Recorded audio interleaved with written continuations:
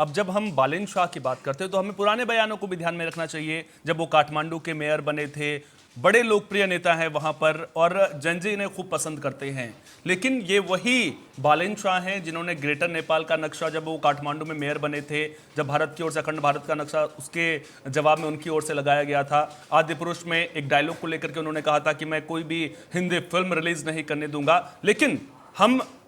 काठमांडू के मेयर की बात कर रहे हैं, अब वो प्रधानमंत्री पद की कुर्सी पर बैठे हुए हैं और जब कुर्सी बदलती है तो फिर जिम्मेदारियां भी बदलती हैं। उस वक्त जो उनका सोचने का पर्सपेक्टिव रहा होगा वो अलग रहा होगा। अब प्रधानमंत्री हैं तो वो व्यापारिक हितों के बारे में भी सोचेंगे, चाइना से हथियार आने हैं उसको लेकर के भी सोचेंगे, नेपाल को आगे बढ़ाने के बारे में सोचेंगे। तो भारत को ऐसे में किस तरह से साधने की जरूरत है नेपाल को, ताकि जो रोटी बेटी का रिश्ता हमारा नेपाल के साथ में है वो भी आगे बढ़े, जो हमारी साझा संस्कृति है वो भी आगे बढ़े और रिश्ते जो हैं वो बेहतर हों, खासतौर पर चीन को ध्यान में रखते हुए, क्योंकि नेपाल जब भारत और चीन की बात आती है तो बफर स्टेट की भूमिका में नजर आता है। और ऐसे में नेपाल सामरिक दृष्टिकोण से, व्यापारिक दृष्टिकोण से, आप कह लीजिए सभी दृष्टिकोण से बेहद अहम हो जाता है।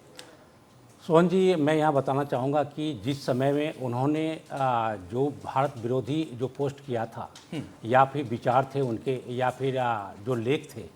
वो एक रैपर के तौर पर था, क्योंकि वो छवि बनानी थी, सब्सक्राइबर की बात थी और पॉपुलर चेहरा बनने के लिए था, क्योंकि वो उनका जो व्यापारिक जो उनके जो प्रोफेशन थे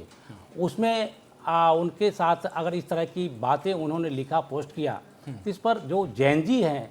उनको खुशी मिली, क्योंकि उनको लगा कि भारत के जितने भी युवा थे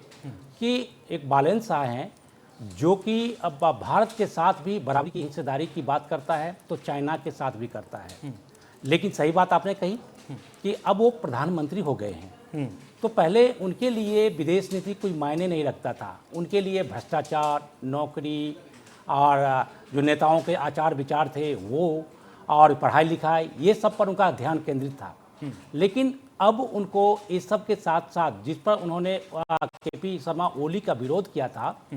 और उनके समय में जो भ्रष्टाचार की बात उन्होंने उठाई थी, उसके साथ साथ अब उनको विदेश नीति की भी बात करनी होगी और समझना होगा, क्योंकि भारत के साथ जो संबंध रहे हैं नेपाल के, वो आप राजशाही के समय से आप देखें, वीरेंद्र विक्रम शाहदेव उनके समय से, उससे भी पहले जो उनके पिताजी थे उनके समय से भारत पर ही डिपेंड, जो लगभग नेपाल की सारी सब कुछ व्यवस्थाएं जो थी भारत के हिसाब से ही चलती थी। और वहाँ पर देखिए, मैं यहाँ पर थोड़ा सा ये जोड़ना चाहूँगा कि मैं भी एक बिहार से आता हूँ और हमारी जो सीमा है दरभंगा और मधुबनी, वो नेपाल के ही सीमा से टच करता है। तो हमारे घर से दूरी जो सीमा की है 10 किलोमीटर है। तो हम लोग वैसे ही घूमने फिरने के लिए, जैसे कि अभी भूषण सर ने भी यही बात कही थी, तो हम लोग चले जाते थे और सुबह गए, शाम को खरीदारी करके लौट आते थे। हमें कोई वीज़ा की ज़रूरत नहीं, हमें लगता ही नहीं था जो हम कब नेपाल में आ गए और कब भारत में लौट आए। तो इस तरह की वहाँ की व्यवस्थाएं थी। तो अब जो प्रधानमंत्री बन चुके हैं, तो अब उनको ये देखना पड़ेगा कि हमें आगे की जो देश की राजनीति है और देश की व्यवस्था है उसको चलाने के लिए हमें किन पर आधारित होना पड़ेगा।